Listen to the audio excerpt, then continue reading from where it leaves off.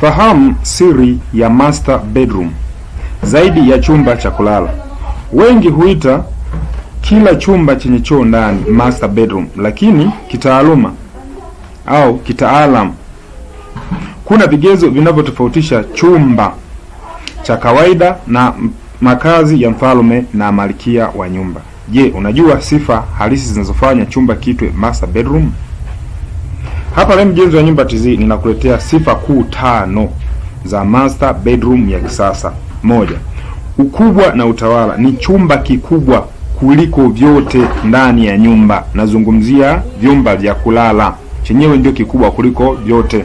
Kimeundwa kutoa nafasi ya kutosha kwa ajili ya kitanda kikubwa, sehemu ya kupumzika, karoji kadogo mle ndani, na mzunguko huru wa hewa. 2. Faragha ya hali ya juu.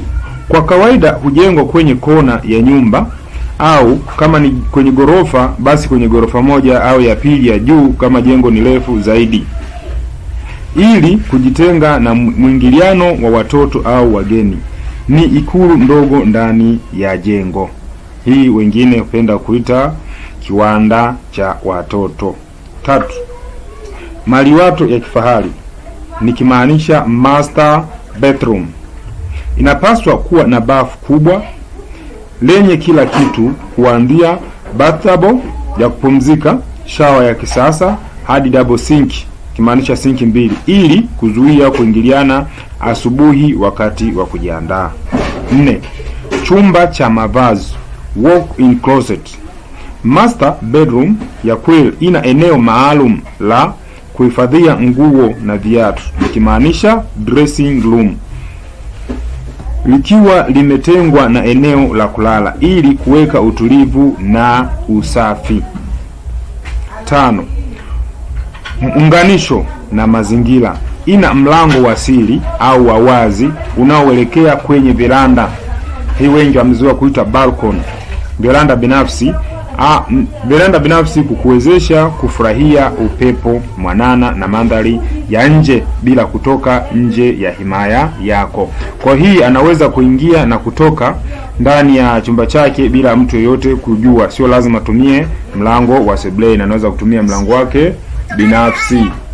Hivyo ndivyo ilivyo. Unahitaji ramani ya master bedroom ya kifahari. Tunasanifu na kuchora ramani zinazozingatia saikolojia ya makazi na faragha ya mwenye nyumba. Wasiliana nasi leo kwa simu namba 0712937090. Pia unaweza kuwasiliana nami kwa njia ya WhatsApp au Telegram kwa namba 0765937090. Pia unaweza kunitafuta katika mitandao yote ya kijamii kwa jina moja tu la Mjenzi wa Nyumba TV. Kumbuka, nyumba bora hujengwa na fundi bora.